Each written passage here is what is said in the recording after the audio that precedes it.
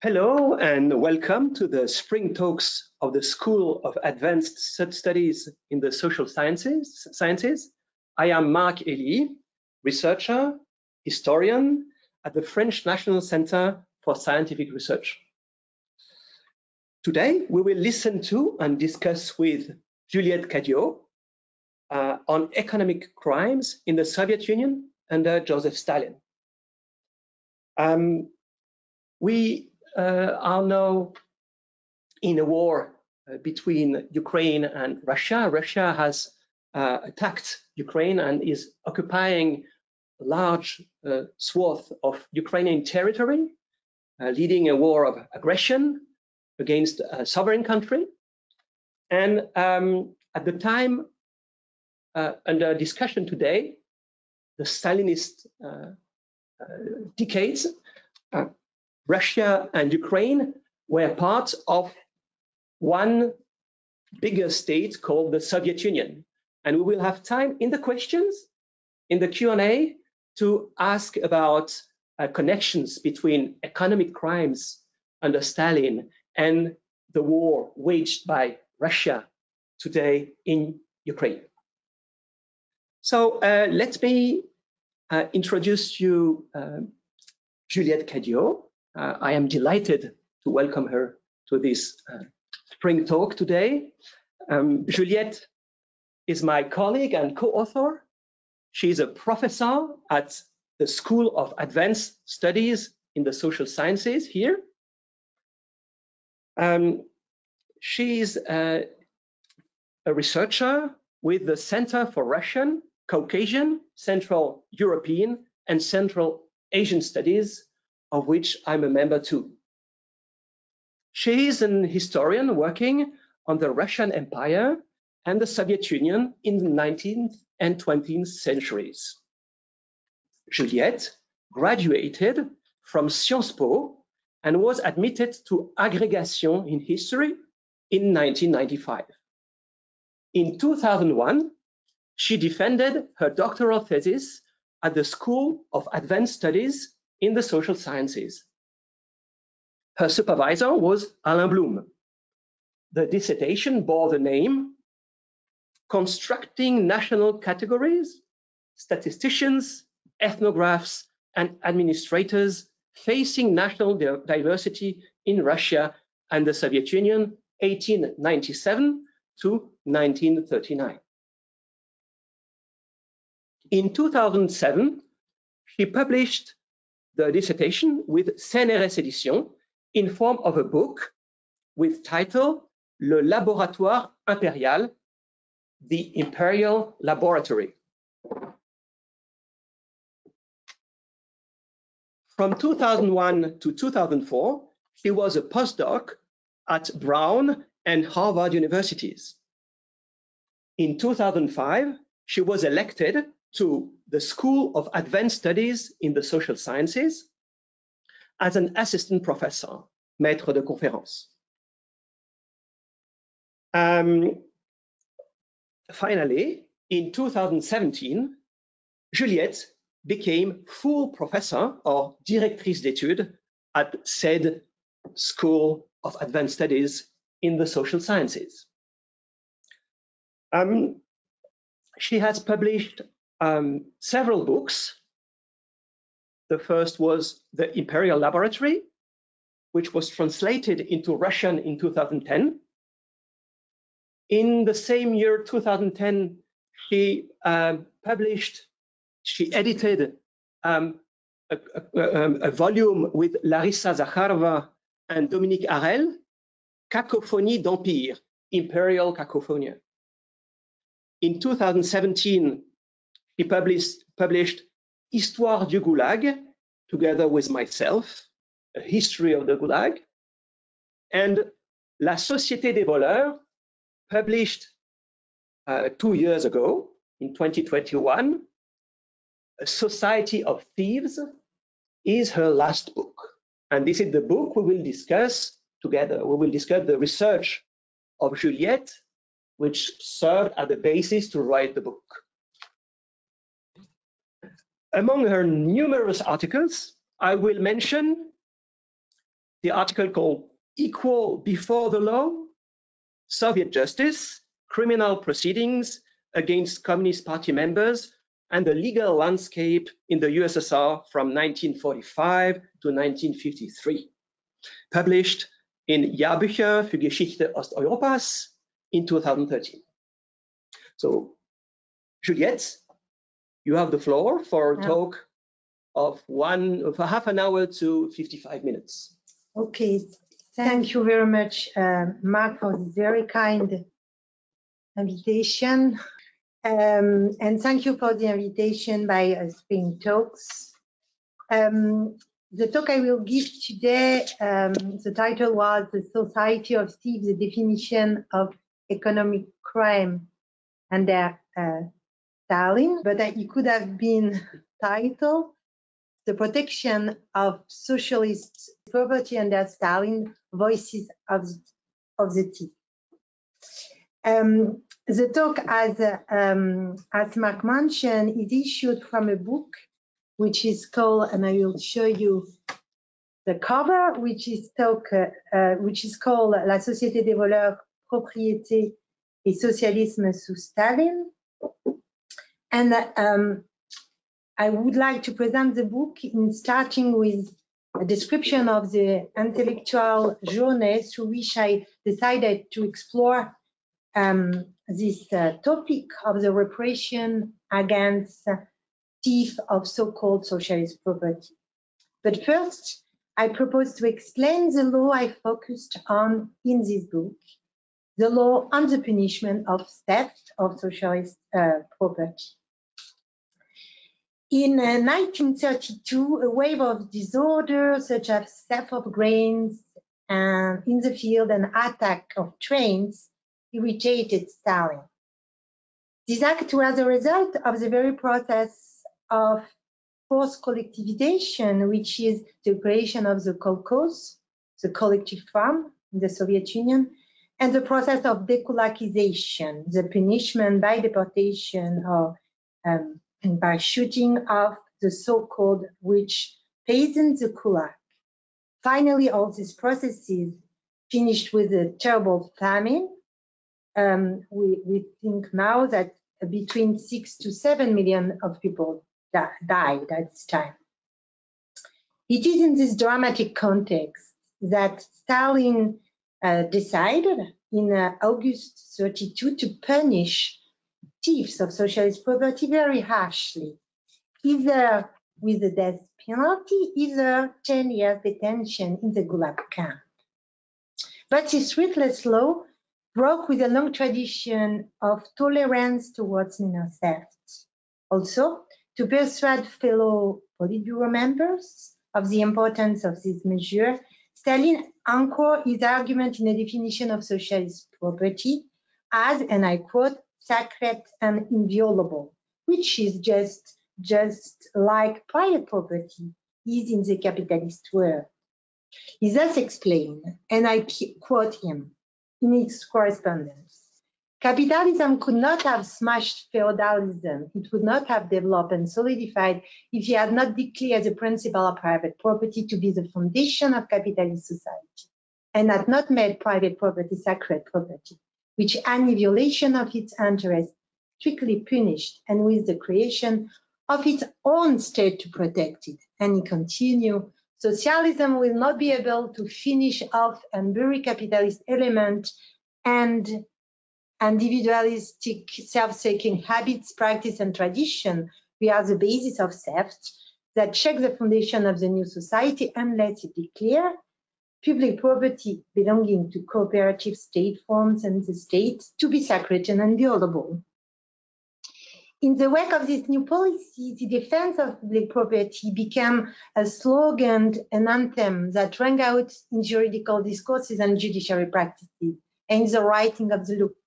The 1936 Constitution repeated this formula and proclaimed that thieves of socialist property were enemy of the people. In 1947, a new decree reiterates the need to severely punish thieves of socialist property with 7 to 25 years in Gulag camps. In doing so, it definitely reveals the regulation on theft from the penal code, which, for example, did not consider stealing for reason of survival as a criminal offense. And finally, when Stalin died, half of detainees in the Gulag camps were thieves.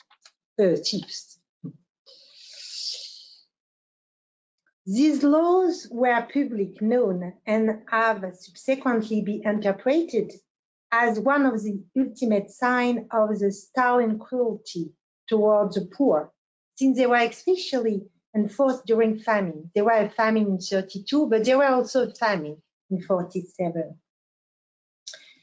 At the origin of the book lies my interest in the legal history of Soviet Union and especially criminal law. I wanted to return to a very contentious question for the Soviet case. Does law, by its tradition, procedures, and sophistication, could protect against state oppression and political violence? The other question could be, how did litigants, which mean ordinary Soviet citizens, consider recourses to the law? How did they defend themselves against a repressive state and also defend their own conception of justice and fairness? I wanted also to benefit from the wealth of judicial archives, both in Russia and Ukraine, because at this time, and of course it's not the case today, because of the war, many archives were available, and especially in Ukraine, where the police, the secret police archives were wide open to researchers since 2014, which means the Maidan revolution you have heard about. In these judicial archives, you get closer to the speech of the litigants. Also, if I choose this topic, and I just describe very quickly why I choose it, it was because during my peregrination in the archive of Soviet judicial institution, I encountered numerous mentions of this, and I quote, principle, the protection of socialist property. It was recurrent everywhere, and not only in important prosecutorial plea or memoranda of the Ministry of Justice, but also in the police discourse. This question appeared to be placed at the heart of criminal justice in the 30s, but especially also after the Second World War. And finally, in my chance encounters across Russia, I also heard testimonies about an uncle or a cousin who had survived the war and the post-war period thanks to the resale of products stolen from a factory, from a store.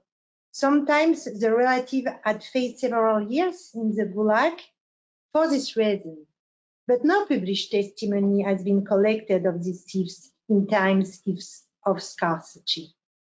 Also, I decided to explore the theme in order to reframe our understanding of criminal law under Stalin by concentrating on the specific law of protection of socialist property, but also to pay a tribute to these pilferers, these small thieves, who were also the victim of Stalin policy.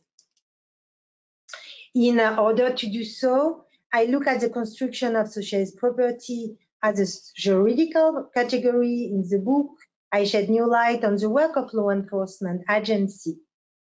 And the study allows a journey into the heart of Soviet society and its economic practices, from its most marginalized and vulnerable layers to its establishment, manager, entrepreneur of large state company. Theft appears as a total social fact, as Marcel Mauss could have called it, making it possible to approach dynamics and social links in a new way, to make visible new networks, practices, and behavior qualified as criminal, but placed at the heart of economic and social relationship and their Stalin. And I wanted to listen to the voices of the thieves. and the way they made sense of their action, of their practice of theft and embezzlement of state property, which were extremely widespread despite the risk at stake. Also, I choose to focus here in this talk on the two kinds of sources I found and used, where the so-called thieves were engaged, in which you can hear them, their voice. And the two main sources I will show you today are interrogation report and trial protocol from a major case of embezzlement in Ukraine, and secondly, request in pardon, which succeeded by impoverished citizens. And I will start with the first case study. The Khain case study, Kiev, MGB, which means political police, headquarters, November 1952. The first example is the case of embezzlement at Kiev in the textile industry. Hanan Aronovich Khain, and you have his face. It was during a police, his first encounter with the police. He was the director of a state-owned bulk textile distributor, Gulag, which provides clothes to the Kiev region, with an income of more than 2 billion rubles, and that employ 160 people, which was quite a serious enterprise. He and his accomplices were accused of stealing from the state 7 million rubles, the amount of the deficit caused by their so-called mismanagement. Theft was finally requalified as treason and sabotage. The material of this affair, of this trial, of the preparation for this trial, it's around 24 volumes of archives with amount 100 pages. They were declassified for me by the Ukrainian State Secret Police Archives, SBU, and because the case was finally handled by secret police. These archives detail the trial and include the transcript of the interrogations by the secret police prosecutors, as well as inventories of items seized, verbatim of the trial, family demands of revising the case after Stalin's death.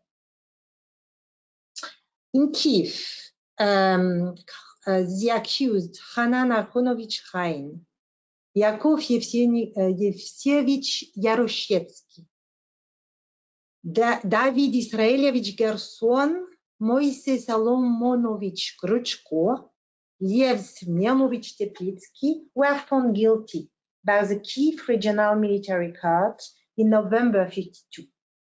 As a result of the trial, the major protagonists, all of Jewish nationality, as it is written in all documentation, in all identity documents in Soviet Union, were given either the death penalty for the first of them, and they were executed in February 1953, or for the other 25 years in the Gulag camp. The 5 main defendants in the trial were questioned for several months, often twice a day, often at night, forced to directly confront both other defendants and witnesses. You have the scene here. Held in the prison, in the central prison of the secret police in Kiev, they suffer the fate of political prisoners. The trial took place over 4 days in front of a chosen audience made up of tradesmen, and they received, as we have seen, extremely severe penalties. Some of them were shot, their property were wholly seized, their family were deported, and the demands of their relatives to revise the case after Stalin's death never succeeded. This case study makes it possible to describe how accused people spoke and described their action, how they made sense of them, and allow us to describe their life trajectories, their meetings and daily transactions, and their social insertion in the Kiev life. It is worth trying to distinguish their own conception of fairness, tales of survival, friendship, and strained relationships at the micro-historical scale of analysis. It describes a social landscape unknown in a more institutional macro level. More than that, this curious setting illuminated their relationship to the state, to the party, to the police, to the justice, as they explained their action, and especially Chaim, their chief, gave a very powerful narrative of a busy life of an effective and a very good communist entrepreneur in the difficult and dangerous domain of Soviet trade. Born in, and I will return to this photo of Chaim. Born in 1903, Chaim was a native of Mecherish, which is a recently established Jewish farm colony located east of the Dnieper River. He first worked as a railroad conductor, then as an accountant for a grain house, and then for a factory at Mariupol and Odessa, a member of the Komsomol. Then a member of the party. He had finally finished graduate studies to become an engineer, economist, by correspondence, taking advantage of social promotion channels the new Soviet regime offered. He obtained his engineering degree from an Institute of Textile in 1946. He was 43. During the war, he was evacuated and escaped both the army and the Shoah. His father was shot in 1942, murdered by the Nazis in all probability. Having found refuge in Barnaul, Chaim became then director of a trust that oversaw canteens and restaurants. He was accused of trafficking Russian corpses, but he was not disturbed. I will go to another protagonist. I have no time to speak about all of them. Lev Smirnovich Teplitsky. Teplitsky was descended from a line of small traders. His father owned a grocery store. His parents were both murdered by the Nazis in 1941, while he was found refuge in France. Since the age of 10, he had learned to sell things. Shoe polish was his first product. He had been a clerk in the grocery store of his father, where he sold their cow milk, and then he became mechanic before going to work in cooperatives. He did not serve during the war. When it ended, he speculated during a year. In quote, he confessed under pressure a passion for money. His account thus echoes the stereotype associated both with the profession of merchant and with Jewishness in Soviet Union, especially after the war. Under the pressure of the interrogators and of the public of the trial, the defendant's testimony actively fed this stereotype, reflecting the anti-Semitic atmosphere of the USSR at the beginning of the 50s. In following the investigation, what emerged is a group of men with similar trajectories, with all hard work in the hard work of trade in the destroyed train. They define themselves mainly by their ability to escape from poverty and disorder and to take advantage of the opportunities to enrich themselves, but first of all, to make the textile bars, gloves, woodworking. In the defendant thought, practices, and value, you find the strongest respect toward a life experience of trade. When they were accused and defined as thieves, they defend themselves as being efficient traders, accustomed to fair deals, as energetic and efficient manager and entrepreneur, looking for glory and success in fulfilling the plan and being part in the Soviet enterprise of stimulating economic growth. Their competence and networks were the skill to which they refer to, not obey to the law, and rules were not considered as a problem if they are well protected by the party and finally able to expand Soviet and state trade.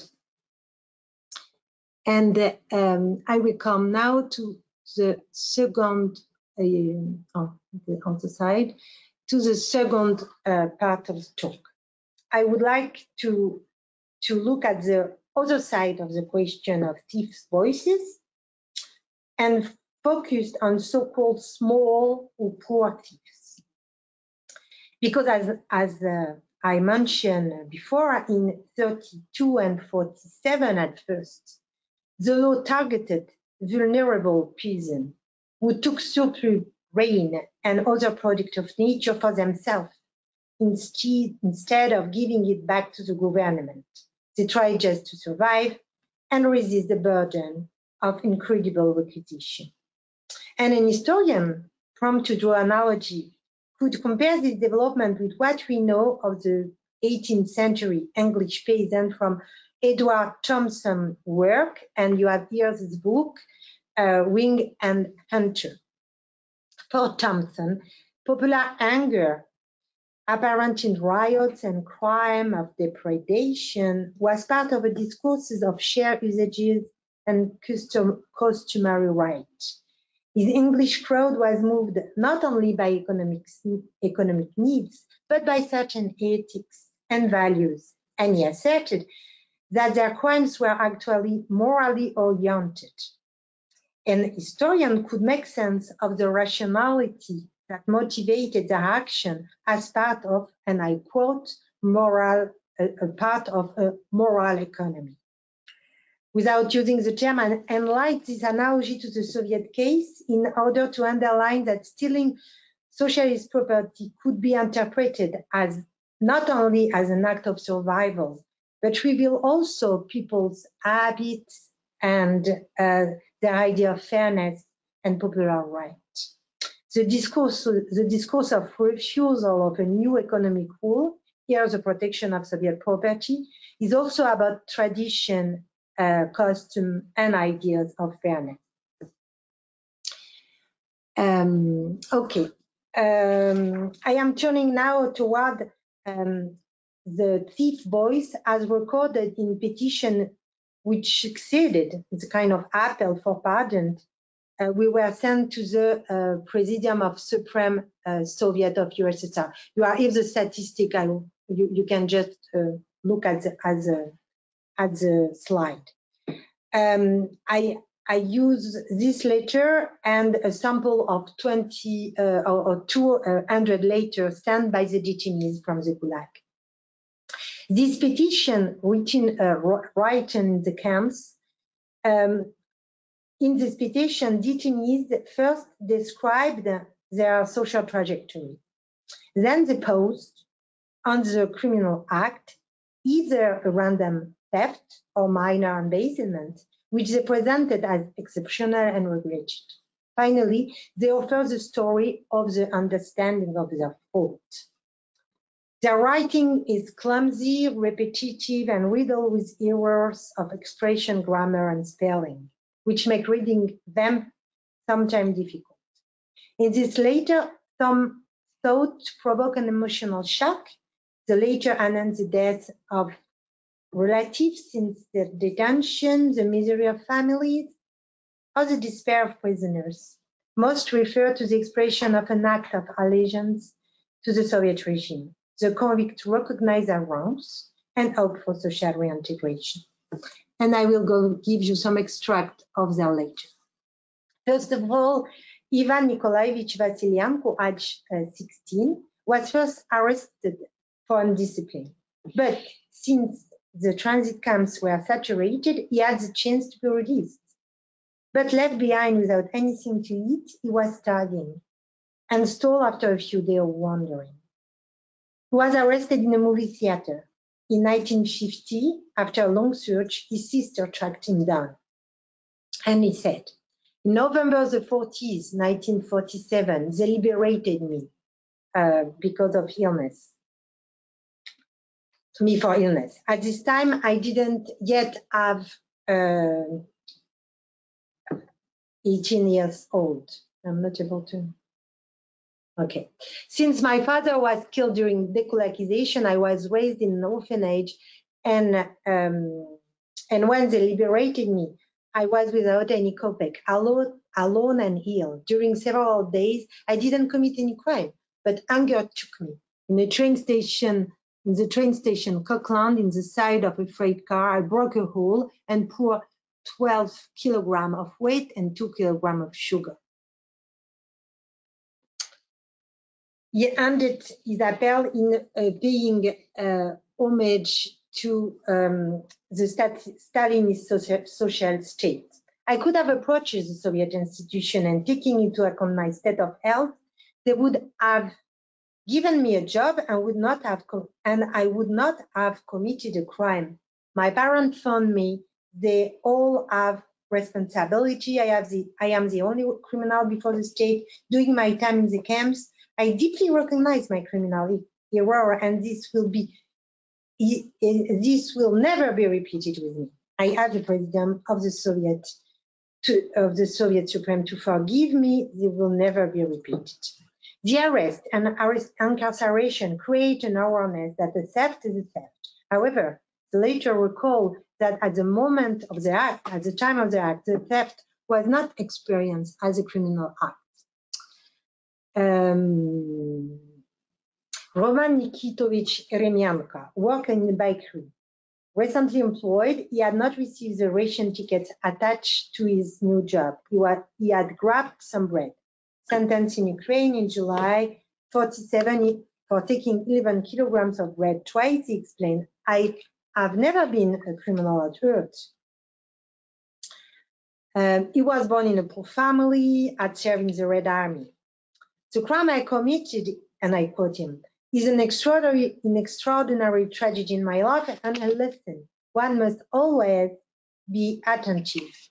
In view of my age, I do not understand that for a small little crime, I can be detained for 10 years. I ask you to take into account that in committing this crime, it did not occur to me that I can be pursued and classified as an enemy of the people for taking a little role.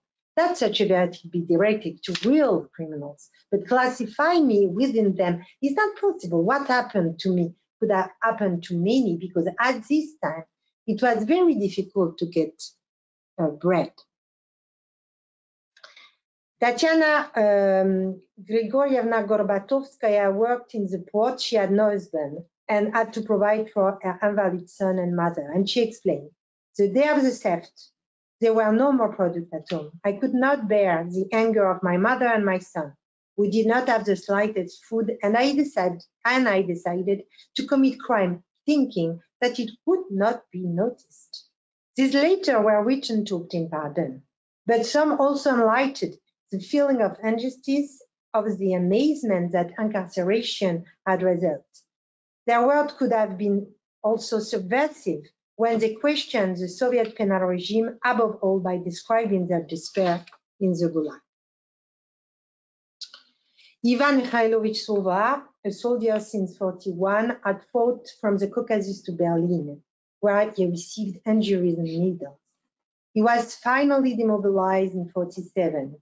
The following year, he and several accomplices stole grain, and he was sentenced to 18 years in the Gulag. He recognized his fault, but found his sentence too heavy, and he explained, by failing in such a community, being at the camp for the first time in my life, it's very hard for me to endure those rules where I could not survive until the end of my sentence. If it is impossible for the Supreme Soviet to shorten my sentence, give me the death penalty, shoot me. I cannot bear and live these things that I live now. All my youth is partly gone, but if I stay, I will lose my humanity and all my youth in this condition. I have already lost half of my good health, and I give you a view of its graphic writing. And I finish with a very last example. Maria Frolovna Tokmeda, a Siberian peasant born in 1920, was sentenced in 1947 to 10 years in the camps. Her father died when she was 12 years old. Her mother, who had become a widow with 5 children, had pushed them to work early. From 13 to 16, Maria became a nanny and a maid. Then she was a laborer in a colcos. In her petition for pardon, written in a mixed language using the first and the third person, she presented herself as an honest worker. But she has no longer given bread, and sometime only 400 grams a day, and her field work was difficult. And she said, when I came home, there were nothing to eat, not a piece, no money. When I went to get hungry, I could not sleep. I decided to pick potatoes from the colcos. And to conclude, pay attention to me because I am in the north from already 4 years. My health had become bad, and I will not manage to finish my sentence. I have brother and sister. I will tell everyone not to take what is not yours. Forgive my younger year. I can live in freedom. I no longer have faith in my health. I will no longer take state property or that of other. Because of my health, it is not important to me, nevertheless.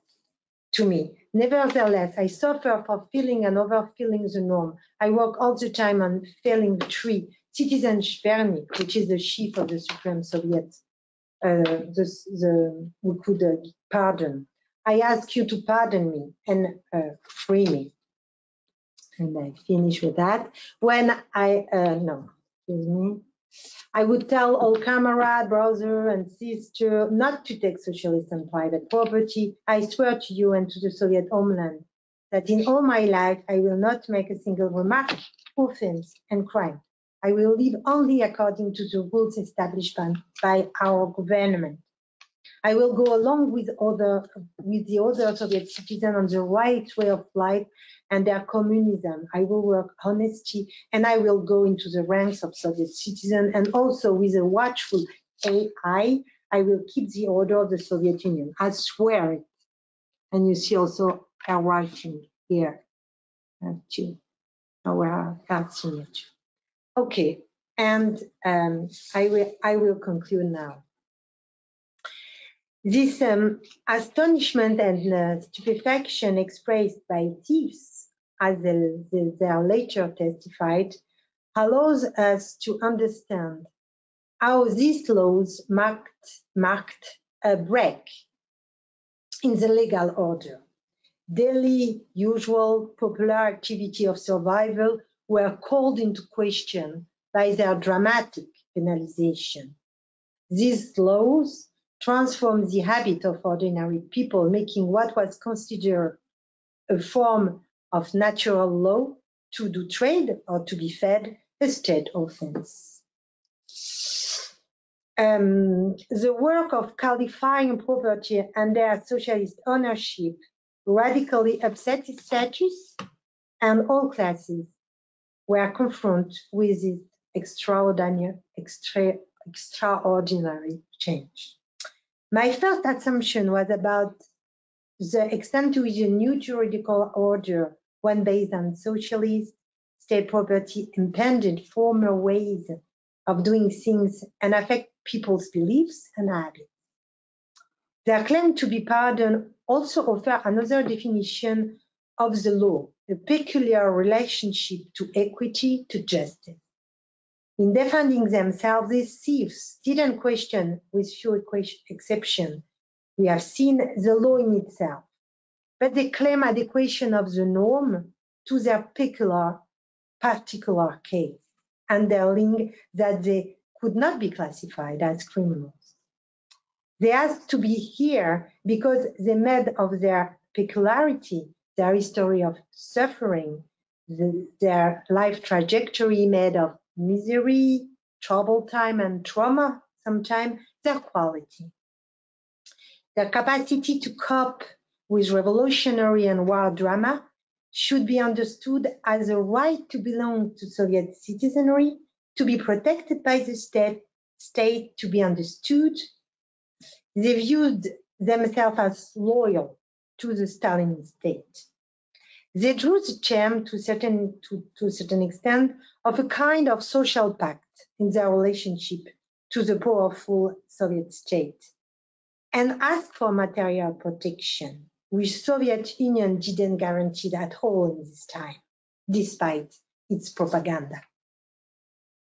In labeling them thieves, Stalin leadership dramatically changed the term of this social pact and may have alienated part of the Soviet society. And I will just show you some posters at the end. The two posters we were widespread for the first campaign against theft of socialist property in 32.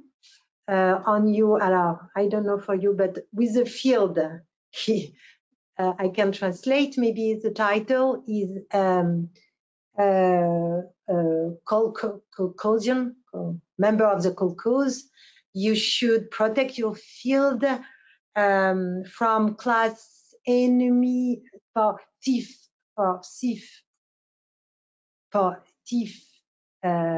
class enemy, and Hitler, who steal a socialist harvest, and the second one with some textile is, and this big hand, is a ruthless struggle against thieves of public property. Okay, thank you very much for your attention, and thank you, Mark, for listening to me again. Thank you very much, Juliette. Okay.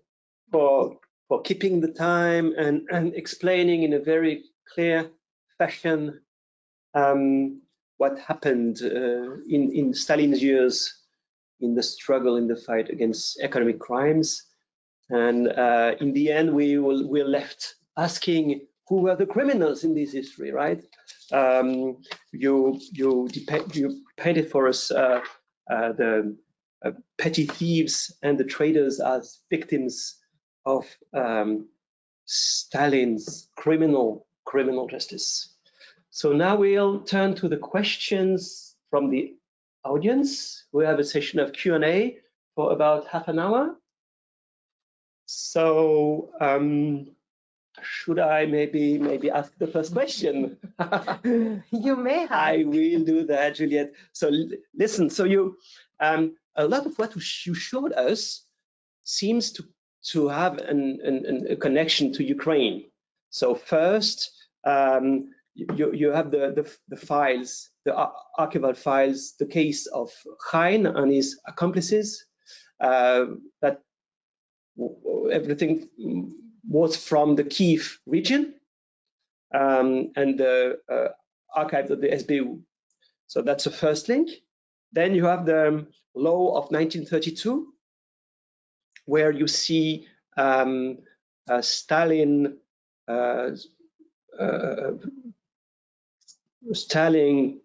effort at reducing survival theft made by people starving in order not to starve. And we know that the famine was especially strong and disastrous in the Ukraine under the name of Holodomor. And then in the names of the detainees from the Gulag, you cited and quoted at the end several names that could be Ukrainian. So Yeremienko, Vasilyenko. And so my question is, did you see in your research, in your archives, signs of anti-theft laws, Stalinist anti-theft laws, being used especially strongly against Ukrainians, with Ukrainians as an aim of these repressive campaigns, or is there no link? Okay, thank you very much, Mark, for this question.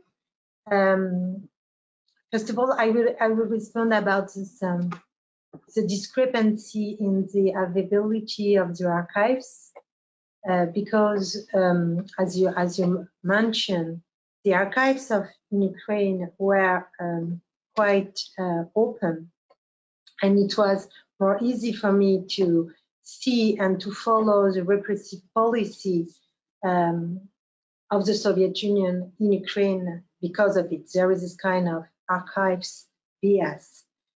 But but it was obvious that for the Hein case, that means that the idea that traders could be finally prosecuted and finally condemned as political criminals, which was something that was known for this period. There were not.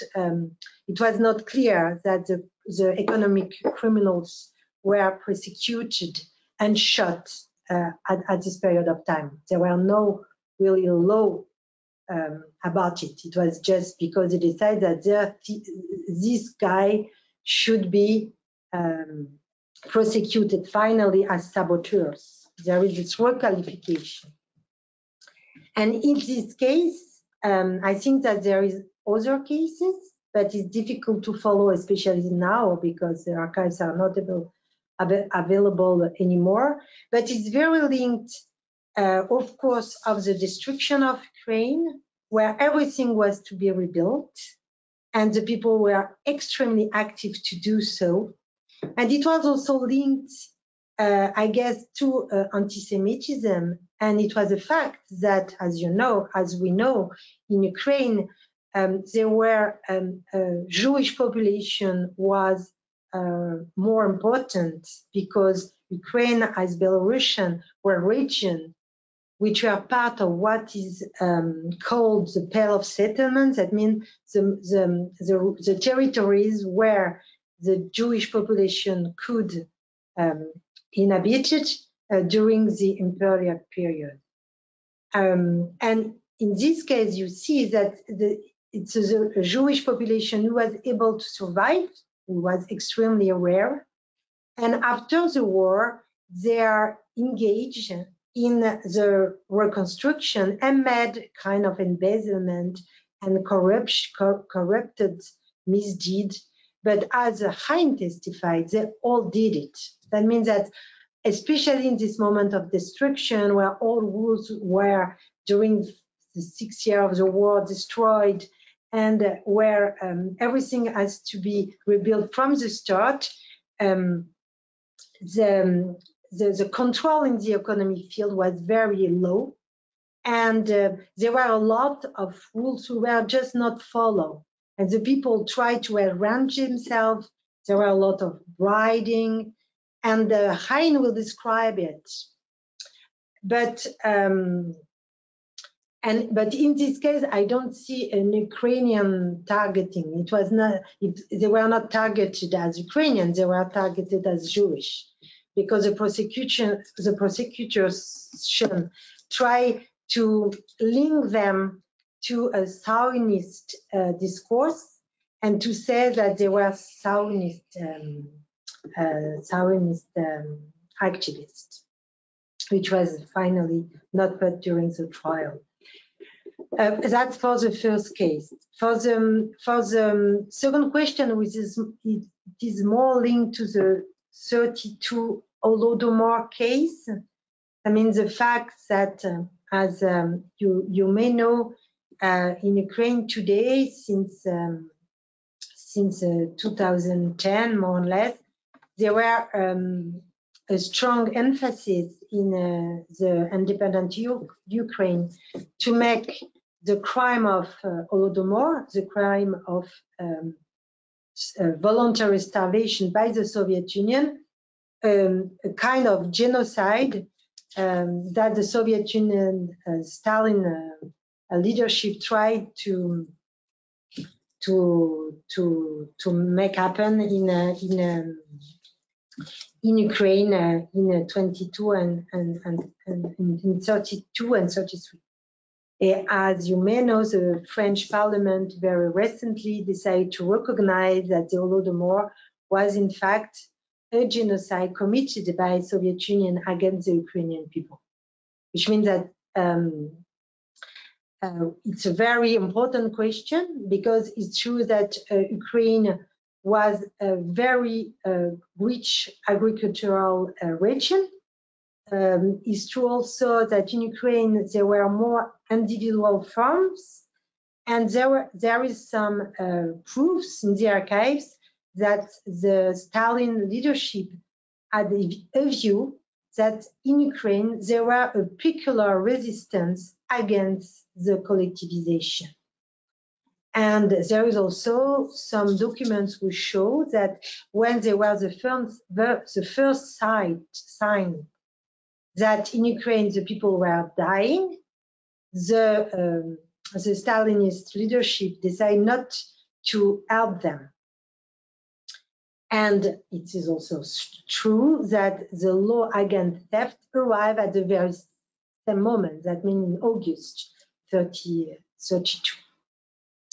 But there were also famine in other parts of the Soviet Union. That means that there were also in the North Caucasus. There were a big famine also in Kazakhstan. Is why, from the historian point of view, this idea of a kind of totally genocide aspect of this famine is still contentious, and is still a discussion among historians. I don't know if I respond. And maybe my last answer will be that I went to Ukraine in February 22, just before the war, in order to study a little bit the application of this theft law in Ukraine, especially to see if it was more enforced in famine regions. And it was not possible to go to the end of this inquiry because of the beginning of the war, but nonetheless, it seems to me that at a very regional level, in the region where the famine was highest, it was just impossible to enforce the law. When the people are dying, the judiciary they didn't go. That means that you see also that there were some such phenomenon as lynching of thieves, that there was such a violence in the campaign in this context of famine that the law enforcement of the 32 decree was not so important in the specific region where the famine was so widespread. Okay, thank you very much, Juliette, for this very far-reaching answer. A second question. Okay, so we have a question from the audience. So I will air the question. Does anti-Semitism play a role in the punishment in the first case you mentioned? So I guess the first case is the Chaim case. So what role does anti-Semitism play in this case? Yes, thank you very much for the question. Yes, indeed, the anti-Semitism played a role, but it was not obvious during the trial. During the trial, there were no mention of the fact. It was said that they were Jewish, because it's always the case in Soviet Union. It was clear for the audience, but you don't have a direct link to anti-Semitism. But during the interrogation, it was the case. I mean, during the interrogation, for example, one of the litigants was accused to be a Zionist because he changed his name and he put Israelovich as his name, which was viewed by the prosecution as a sign that it could have been Zionist. There were also an accusation against Chaim. They accused him to have used a rabbinical jury or jurisdiction which meant that one of his fellow had a debt toward Hein, and Hein, it was said, tried to get back this debt using a rabbinical jurisdiction, the rabbi.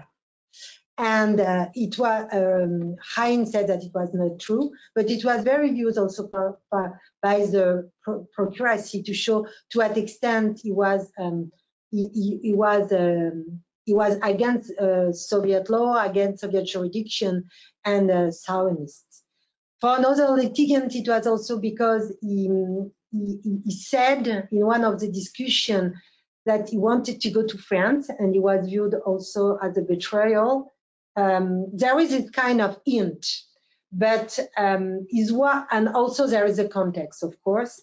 At the beginning of the 50s in Soviet Union, it is what he said, the doctor's plot.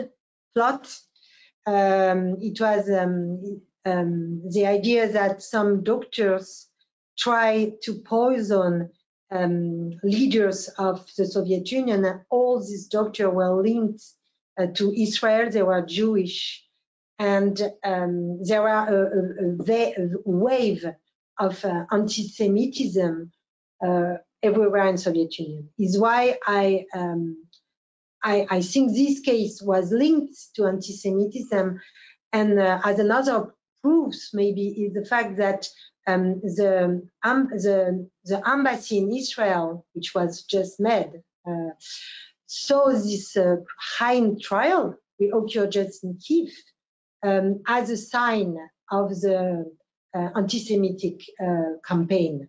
That means that the Israeli diplomats really viewed this small trial.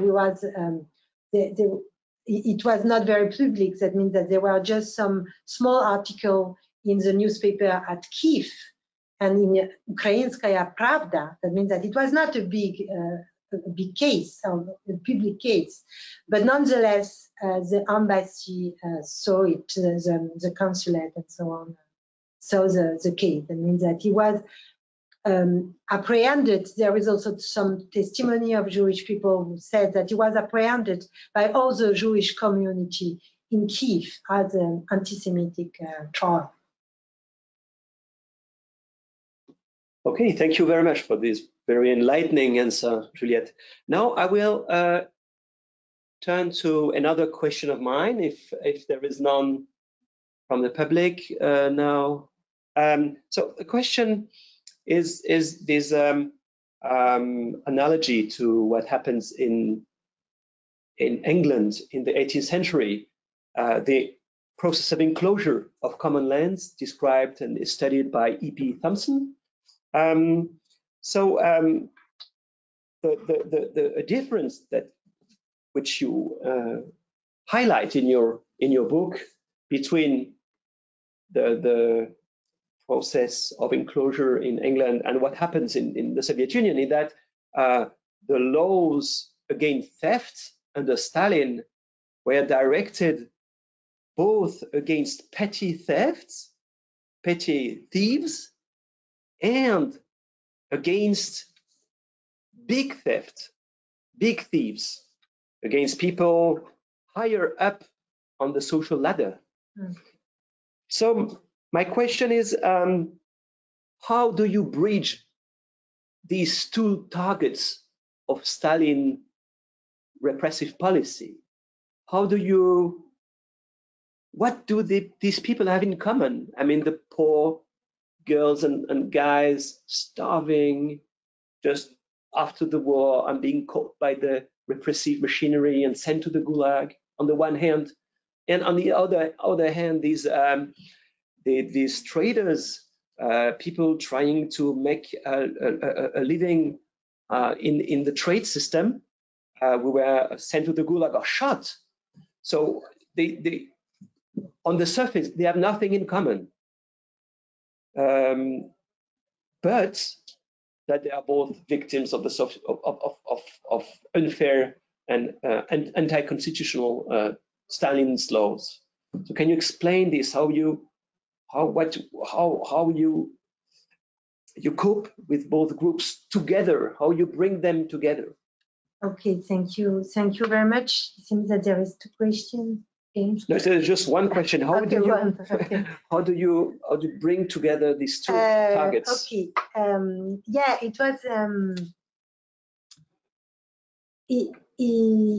it was difficult to do, and is why I decided to focus at the end of the book in this case study, Rain, and this petition. But when you see how the jurists saw the differences, it's obvious that in their mind they make a distinction between the petty thieves they saw as victims, and there were a resistance by the judiciary leadership against this law when targeting the very poor people. They asked several times to abroad the law, and the law, the first law of 32, was applied for the poor people just during one year and a half, and after finally the law was more and more applied just for the big thieves. I mean, it was not applied anymore for the petty thieves. That means that to a certain extent the judges and the leadership of the Supreme Court, they resist to the Stalin appeal. Also, they understand the appeal. The appeal of Stalin was said when theft is widespread, you should cut it. But otherwise, I am not sure that he was so interested in. In 47, it was different. In 47, as I said, the law continued to be used also for petty theft. Even if there were some regulation, we said that it shouldn't be this way. And once again, the judiciary leadership tried to resist this law. They said that it was not good and we should return to a law which makes the difference between the petty theft, it was bad but you shouldn't go to prison for that, to Gulag camps, and the big thieves, we should be prosecuted very harshly. And you see the strange movement, which is not easy to follow in this kind of dictatorship as the Stalin period was. That means that it was very difficult at the time, especially after the war, to say a word against a law which was decided directly by Stalin, because as I said at the beginning of the talk, it was really Stalin who decided to become the legislator, and he was the one to decide not only that you should punish thieves, but how long they should be punished, to shoot them and give them 10 years in Gulag camp, which is normally not his function, and which is very precise law he wanted. And he really asked the Politburo and after the other law agency to follow his own view on this problem. It was rare that the leadership could just say, we didn't agree, but they said it in very kind of, not in public, they said just inside the administration and inside the party. But which is interesting, it was that when Stalin died, there were a large consensus, even inside the Stalinist leadership, Beria, Molotov, Kaganovich, and others, they seems to think that it was very important to abrogate this law, to change it. And first of all, they decide that there will be an amnesty for petty thieves, and half of the Gulag was liberated already in March 53, and Markelly worked a lot on this amnesty, and there were also at the very beginning of 55 a new regulation we made that for petty theft, it was there won't be any incarceration in Gulag anymore. That means that, and there is some document will show, we were not public either, we show that they all agreed that they should finish with this terrible law against the poor. That means the law against petty thieves. Okay, thank you very much, Juliette. We will proceed with other questions. So let's go with the. Okay, you have some energy? Yeah, I have a lot of questions. Okay, great. So it's just reflect. These questions just reflect my pleasure reading your book and listening to your talk. So so a question is about the end of the tolerance toward petty crimes, petty theft. You explain that the century-old leniency toward survival theft ended abruptly in 1932 with this new law written by Stalin. Mm-hmm. So my question is, how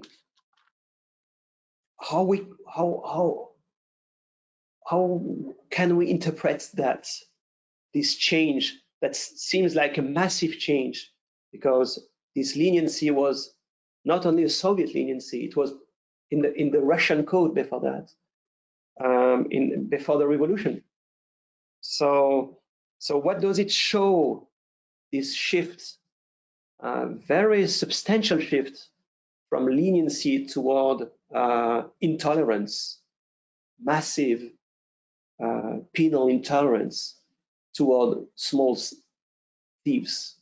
So what is it?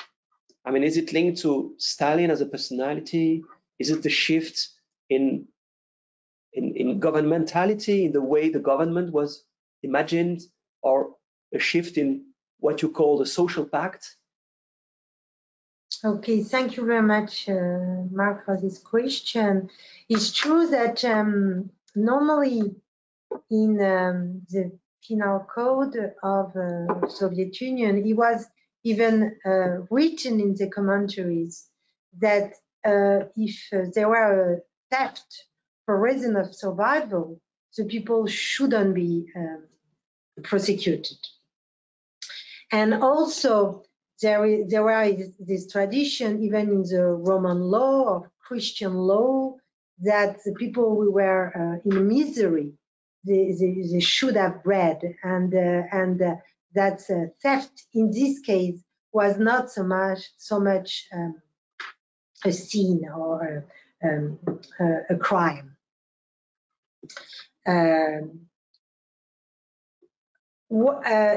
I think is why, and of course the Bolsheviks were normally a new power who was here to protect the vulnerable and the poor. I mean, it was incredible to think that he was against the thieves we were stealing for survival. It was something which was counterintuitive for a kind of Marxist power, Marxian power and Bolshevik power. Even if during the Civil War already there were some measures very, very harsh against theft. But is why I think that Stalin decided to do so. Mostly at the beginning, it's difficult to reconstruct because by chance I am not in the mind of Stalin. But you really see, because there is this wonderful sources we are very known, and they are extremely useful for the student. The correspondence between Stalin and Molotov and Kaganovich, his men colleagues, during the summer of 32. Stalin was in Sochi, and he had some letter twice a day, sometime in a very kind of cataclysmic moment with his follow in Moscow. And we can really follow the idea of Stalin. And in the case of this law, at the beginning, it's really because he got some news that there were a lot of theft and attack against trains and against the harvest. And it was really the idea that the plan for the harvest in terms really of tons won't be at all fulfilled. And he was really pissed off about it. And there is this idea that if there is a theft everywhere, the amount of the theft, even if it's small theft, makes the harvest disappear. I mean, that it's a kind of statistical vision, which the prosecution will use it. The idea that if there is a million of theft, at the end, you don't have an harvest. And just to stop it. But which is interesting in this case, that it's kind of, you can think of a kind of administrative measure at one moment to just try to stop some kind of epidemic of theft. But it was not the case. He wanted to anchor his new measure in a kind of terrorization. The terrorization was the idea that socialist property should be protected and defended by the state as the private property was in the capitalist world. That means that he made all a theory, kind of comparison with the idea that in a capitalist world, the most important is the defense of private property. Okay, in the socialist world, it will be the defense of the socialist property. And to put all the justice apparatus in order to protect this socialist property. And after this first discourses, and he repeats this discourse in 33, and it is also present in the 36 Constitution, and the judiciary apparatus repeated also this theory. And even the idea that the Soviet state was there to protect socialist property, it became really a kind of important element in the ideological construction of the Soviet state. That means that is why it's so. It seems to be so interesting. That means that it is is really linked to a context, but after it was terrorized, and it lasts for a long time. Okay, thank you very much, Juliette. Very enlightening. I will go over to the next question. The next question is linked to the last one. Okay. So at the same time, you have the shift from leniency toward petty theft toward intolerance toward petty theft. You have this shift from social property to state property. So social property becomes social property defended by the state, and from here it becomes property of the state, or maybe a better translation would be property of the sovereign, right? Государство, государь, property of the sovereign, and the sovereign is Stalin, as we all know. So my question is, this transformation is not exactly that about what Stalin spoke in 1932, right? In 1932, there is no state property. There is socialist property defended by the state, so protected by the state. So my question is, this transformation during the 30s and 40s, at the end of the 1940s, you have the state property. It's fully established, as you show in your book. So is this actually the history of Stalinism? Is this the key to Stalinism? This change in conception of what property is. And so at the end of the emancipatory policies of the early Soviet states, when property is seen by many jurists as something that belongs to the people and not to the state, or at least not all to the state. So if your answer is yes, then you're among those who try to emphasize the difference between Lenin and Stalin, between the early Bolshevik Soviet state and the states that Stalin built in the end? Thank you for the question.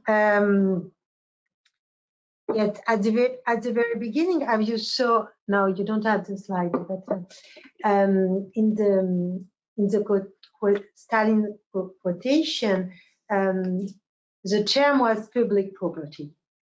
That means that something which is the slogan was the property of the people, also public property, which normally was meant to be distributed for the well-being of the population.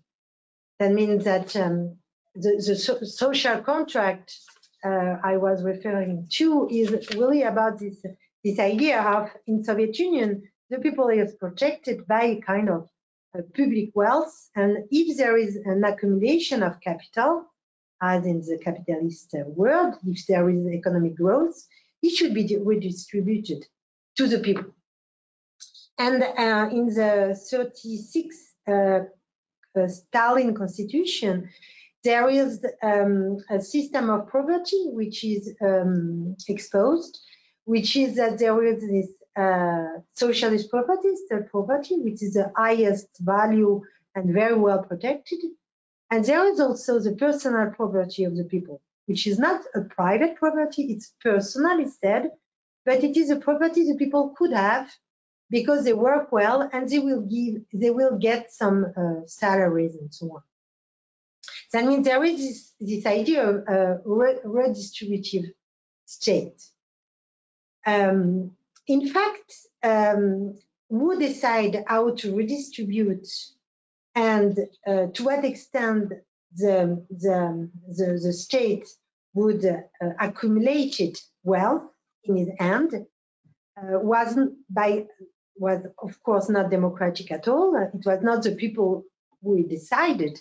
It was just Stalin who decided to what extent he should redistribute it and for what ends. And it was Stalin finally will decide that he wanted to invest this wealth of the people to construct a wonderful barrage or canal or even for some army investment. That means all the spatial investment. That means all the big decision about investment was made directly by the leader. It's why, to a certain extent, even if Stalin was not someone who will enrich himself, which is maybe the difference with Putin we can think about. All this accumulation of wealth was also targeted to an accumulation of power to make him more powerful, more leader. He could also give a lot of argent to agency of law enforcement, to survey, to organize the surveillance of his own population, for example. He was the only one to decide, and it's why, for me, he was a real owner of the socialist property, even if it's not for his own richness, but it was for his well-being, and it was in order to be the only leader who decided something in the Soviet Union. I don't know if I. Yes, sure. Yeah. Thank you so much. Thank you so much. Then I will go over to the next question. So a question about traders. So these Jewish traders in Kiev. So there is the Jewishness, the Jewish, the anti-Semitism. You show that very well, very convincingly in your book. But what about the suspicion toward traders, toward trade in the Soviet Union and Russia? Maybe you could elaborate a bit on that. I mean, often Jews are seen as traders and traders as Jews in the Soviet context. To be the son of the daughter of a trader is one of the worst social origin you can spot in the Soviet context. So, and you have this ambiguity within Soviet trade, right? So Soviet legal trade against illegal speculation. Speculation means in the Soviet Union, speculation means reselling for a profit, reselling with a profit. So that's a very, very large definition of speculation. So Soviet legal traders were always a bit suspect, I mean, trade is about making money, right? So why shouldn't they? They were expected to do. Can you maybe tell a few words about that? Okay, thank you. During the 20s, some people were in fact targeted because of their social origin. It was a Lenin policy, which means that when you are the son, as you said, a daughter of a trader, but also of a noble, of a policeman from the empire, you should not have some political rights, not either to entry into university and so on, that you are kind of new outcast in the Soviet Union. And it's true that in the pre-Soviet period, during the imperial period, it's true that the Jewish people were not allowed to do some agriculture. It was forbidden, and many of them, because of this context, became small traders, were linked to trade. And when you see the statistics of the people we because of their social origin, could not have, we have the lists, they were called licenzi. The people we didn't have, who did have bad social origin, especially the trader, many of them were Jewish. I mean that they were a kind of a reality of the fact that Jews were traders, and because of that, Jews were targeted by the Leninist policy. That's maybe the first aspect of the question you made. The other one, more broadly, is about the fact that during, especially for the post-war period, and I focus on this question, especially in chapter 3, is there were a lot of cooperatives, there were a lot of also a small entrepreneuriat. That means that it was possible legally in Soviet Union, if you don't have any people who work with you, for you, if you don't organize a kind of small enterprise, but just with your family, you are kind of auto-entrepreneur, I don't know how to call that, you could have this kind of activity. And this kind of activity was very useful in terms in time of reconstruction. There were also these cooperatives. We were also self-organized, and we were also very, very active during this period of reconstruction. And in all this, it is a kind of gray zone, and the Stalinist power doesn't like them. That means that they try to, it was a kind of gray zone. That means that it was not totally criminalized, but they tried to not to totally recognize this kind of activities. And but it was very, very lively. And you have in the archives a numerous an incredible amount of archives. We deal with this domain of small enterprise. We are able to very quickly and effectively rebuild the Soviet Union. And they were also very linked to speculation. And they were, and sometimes they were making money, a lot of money, and the law apparatus was very surprised by the amount of, and the fiscal apparatus was very amazed by the amount of money they could a must in this time, especially. Okay, thank you so much. We still have time for one question or no? Okay, so we will end it here. Okay. And we will call it a day. Continue without any public, okay? And we'll thank Juliette. Thank you, Mark. A lot for the talk, for her endurance in leading this conversation. Thank you so much. And I will remind the public that next week on April 11th, so that's a Tuesday, you will have the next spring talk of the School of Advanced Studies in the Social Sciences, with a talk by Etienne Anheim, Les Annales, la Revue L'École, and the discussant will be Leopoldo Irabarren. And the talk will be in French. Okay, thank you very much. Thank you.